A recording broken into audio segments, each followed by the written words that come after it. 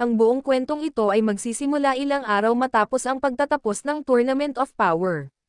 Pagkatapos ng malaking torneo, napagtanto ni Goku na maraming malalakas na nilalang sa mundo. Akala ko ay malakas na ako, pero hindi pa pala sapat. Binuksan ng torneo na iyon ang aking mga mata. Samantala, si Gohan, matapos ang Tournament of Power, maraming bagay ang kanyang pinag-isipan. Kung hindi dahil sa aking ama, baka hindi na umiiral ang universe na ito. Hindi ako masyadong nakaambag sa torneo na iyon dahil sa aking malaking kahinaan. Ngayon, na-realize ko na hindi ako dapat huminto sa pagsasanay. Kung ako ay mas malakas, maipagtatanggol ko si Fidel at si Pan. Paano kung isang araw wala na ang aking ama upang protektahan kami? Kailangan kong maging sobrang lakas kahit ano pa ang mangyari. Fidel, lalabas ako sandali, pupuntahan ko ang aking ama. Okay lang, Gohan, pero huwag ka masyadong umuwi ng late. Lumipad si Gohan palabas ng kanyang bahay papunta sa bahay ng kanyang ama. Si Goku naman ay kasama si Goten at kumakain. Chi-Chi, ang luto mo ay sobrang sarap, hindi ako makapihil na kumain. Kumatok si Gohan sa pinto. Ama, dumating ako upang bisitahin ka. Mayroon akong sasabihin sa iyo. Matagal ko nang pinag-isipan ito sa nakaraang 3 araw. Lumabas si Gohan kasama si Goku upang sabihin sa kanyang ama ang lahat ng kanyang iniisip. Si Goku na may seryosong mukha ay nagsabi, hindi ko inakala na darating ang araw na ito. Akala ko ay nag-retire ka na mula sa mundo ng martial arts, pero hindi pa huli ang lahat. Huwag kang mag-alala, sa maikling panahon at sa potensyal na meron ka, mabilis kang magiging malakas. Samantala, sa universe ng Diyos na si Vermute, tahimik na nakaupo si Vermute nang biglang ipinaalam sa kanya ng kanyang anghel na si Margarita ang isang bagay. Sabihin mo sa akin kung ano ang gusto mo. Hindi dapat ako makialam dito, pero hindi mo ba naisip na ang mortal ng Universe 7 ay napakahangal sa torneo? Dahil sa kanya, naranasan mo ang sakit ng pagtanggal ni Zeno-sama. Sabihin mo, hindi ka ba nasaktan sa ginawa na iyon ni Zeno-sama? Si Vermouth, na nakaupo, ay pinalo ang mesa at sumigaw, hindi na kailangan pa na ipaalala sa akin. Ito ang pinakamasamang pakiramdam sa buhay ko. Bukod doon, sigurado akong galit na galit din ang ibang mga Diyos, tinawagan ni Vermouth ang Diyos na si Bills upang ipahayag ang kanyang pagkabahala. Mr. Bills, naririnig mo ba ako? Ano ang gusto mo? May 3 Diyos ang tumawag sa akin sa parehong oras, at ikaw Vermouth ang isa sa kanila, kausapin mo ako Bills. Sabihin mo sa akin, ano ang gusto mo? Hindi ko alam kung may sinabi sa iyo ang ibang mga Diyos, pero sa palagay ko, hindi karapat-dapat mabuhay si Goku na Saiyan. Matapos ang kahihiyan na idinulot niya sa ating lahat, hindi mo ba naisip na sobrang hangal niya? Sa mundo ng mga Diyos, iyon ay isang bagay na hindi mapapatawad. Ang dakilang Zeno-sama ay tila wala lang, kung patuloy siyang papayagan na mabuhay, hindi ko alam kung ano ang mangyayari sa ating lahat, dahil sa kahihiyan. Mas mabuti pang patayin ang salot mula sa simula. Ang pinagmumulan ng salot na sitwasyon na ito ay dahil kay Goku. Bukod pa rito, dinala niya ang isa pang Zeno-sama, meron na tayong isa, at ngayon ay 2 na sila. Kaya iniisip mo na dapat nating patayin siya. Tama ka. Ang ideya ko ay pumunta sa iyong universe kasama ang 2 ibang mga Diyos upang patayin siya, at agad kong ipapaalam sa iyo kapag tapos na kami. Okay lang, pero itago natin ito sa pagitan natin. Hindi ko alam kung ano ang mangyayari kapag malaman ito ng dakilang Zeno-sama, agad na isinarado ni Vermouth ang komunikasyon kay Bills. Matagal na itong hinihintay ni Vermouth. Ang Diyos ay aalis sa kanyang universe kasama ang kanyang anghel, upang pumunta sa Earth kasama ang 2 pang Diyos. Ang mga Diyos na ito ay sina Quitela at ang Diyos na si Champa. Ang 3 ay dumating sa bahay ni Goku. Kayo po ang mga Diyos. Ano ang inyong ginagawa sa Earth? Ama, nararamdaman ko na may masamang hangarin ang mga Diyos na ito, ikaw pala ang taong tumalo sa aking mandirigmang si Jiren. Kung wala ang Ultra Instinct na anyo, hindi ka mukhang malakas. Sabihin ninyo sa akin, ano ang nais ninyo? Ano ang dahilan ng inyong pagdating dito? Naghahanap ba kayo ng gulo? Hindi kami naghahanap ng gulo. Ang tanging hangad namin dito ay ang iyong kamatayan Goku. Goku, ikaw ay isang banta sa aming lahat. Magsisimula ang tatlong mga Diyos na ito na magpalakas ng kanilang kapangyarihan, na nagpapanginig sa planetang Earth. Ang iba pang mga Z-Warrior ay nagising matapos ang malakas na pagyanig na ito. Dumating sina Dende kasama si Piccolo sa lugar na iyon. Alam naming kayo ay mga Diyos ng pagwasak. Hindi kami naghahanap ng anumang uri ng gulo, kaya maaari po kayong umalis dito ng mapayapa, ang inyong pagpunta ay malugod naming pinahahalagahan. Hahaha, nagbibiro ba kayo, mga taong berde? Hindi kami aalis hanggat hindi pa namin napapatay ang mortal na si Goku. Mas mabuting umalis na lang kayo. Ako na ang bahala sa kanila. Pero Goku, baliw ka ba? Sila ay mga Diyos. Hindi iyon mahalaga, hindi ako basta-basta susuko para patayin nila. Lilipat si Goku sa kanyang transformation bilang Super Saiyan Blue at susugod laban sa mga Diyos. Ang tatlong mga Diyos ay susugod rin kay Goku, at nagsimula ang isang labanan ng suntok at sipa. Sinusubukan ni Goku na umiwas sa mga atake ng tatlong Diyos, ngunit napakahirap para sa kanya. Ama, hindi kita iiwan mag-isa, tutulungan din kita.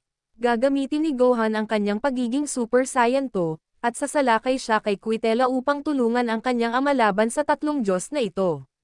Anak, malaking pagkakamali na nakialam ka sa aming laban. Ikaw ay isang langgam lamang para sa kanila. Magbibigay ng malakas na suntok si Quittela kay Gohan, kaya isasara niya ang kanyang dalawang braso upang pigilan ang suntok, ngunit unti-unting mababasag ang kanyang mga buto. Ang Hawkeye Energy Ball ay ipapatama kay Gohan. Susubukan ni Goku na tulungan ang kanyang anak, ngunit hindi papayag ang dalawang Diyos. Ngunit nang ang enerhiya ay tatama na kay Gohan, si Piccolo ay tumayo sa harap nito upang tanggapin ang energy ball. Si Piccolo ay nagdusa ng napakasama. Hindi ko na kaya. Gohan, kailangan mong mabuhay kahit ano pa ang mangyari.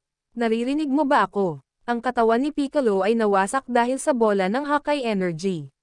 Malakas na sumigaw si Gohan, Ginoong Piccolo, hindi dapat mangyari iyon dahil hindi mo dapat isuko ang iyong buhay ng ganon-ganon na lang. Para sa akin, lumabas ang ilang kidlat mula sa katawan ni Gohan, ginamit niya ang kanyang malakas na anyo. Ano ang ginawa mo kay Ginoong Piccolo? Hindi kita mapapatawad.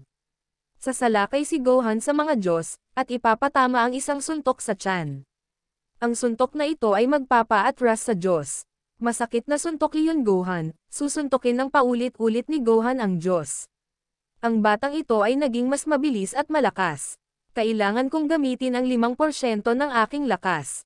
Sa isang iglap, dadagdagan ng Diyos ang kanyang kapangyarihan, kaya madaling mapipigilan ang mga atake ni Gohan. Hahawakan ng Diyos ang braso ni Gohan ng mahigpit, ipapaunawa na ang isang mortal ay hindi kailanman mananalo sa isang Diyos.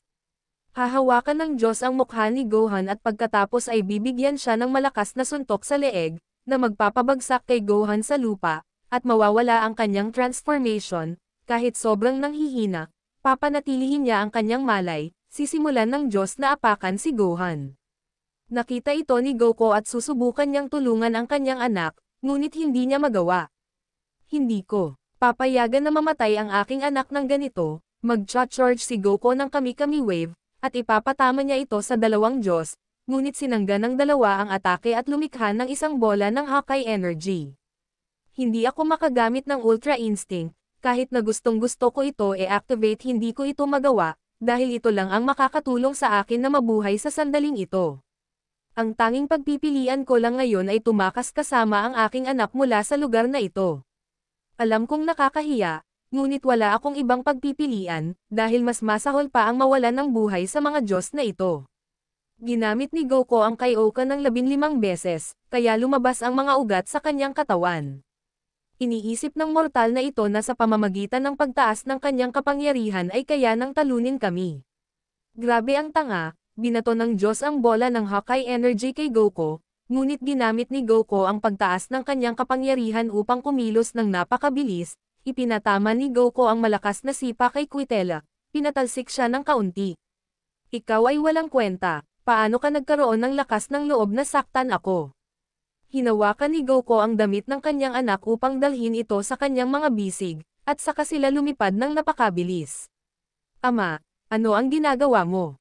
Alam mo naman na kung gagamitin mo ang Kaioken ng ganyan, malaki ang epekto nito sa iyong kalusugan sa hinaharap, pero Gohan, alam ko naman iyon, pero wala akong ibang pagpipilian.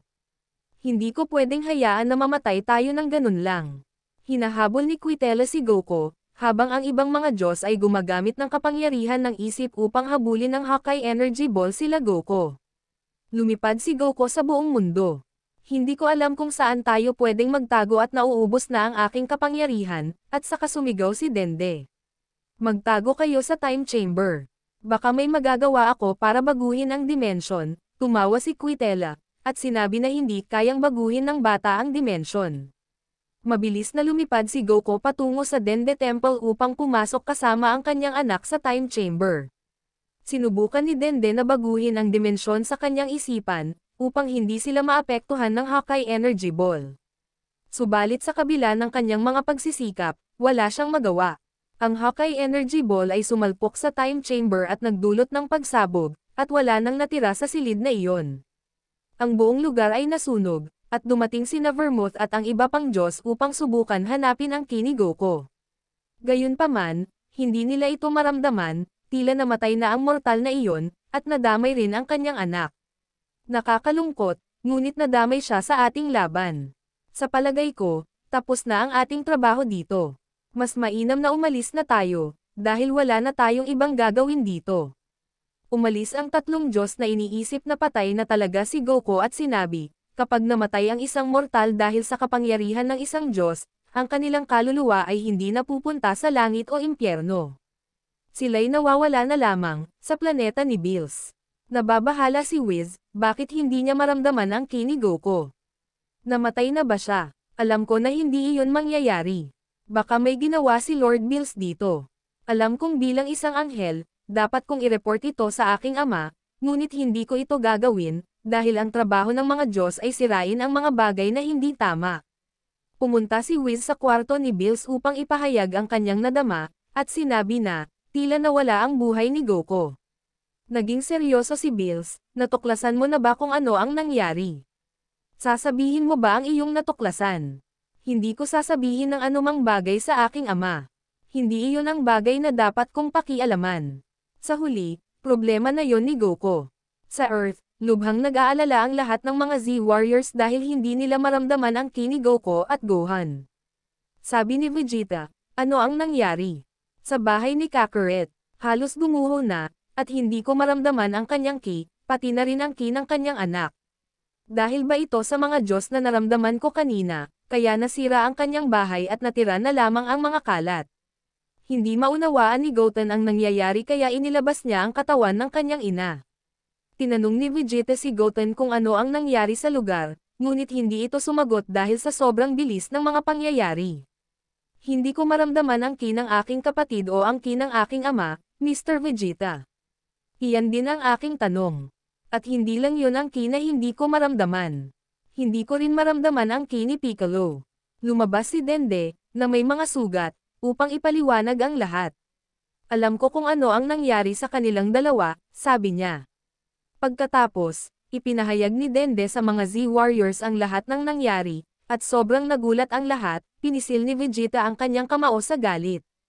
Paano nila nagawa iyon? Totoo nga ba na si Kakarot at ang kanyang anak ay namatay, dahil sa tatlong Diyos na iyon? Bulma, hanapin mo ang mga Dragon Balls. Kailangan ko ng sagot, dahil hindi ako makapaniwala na nangyayari ito.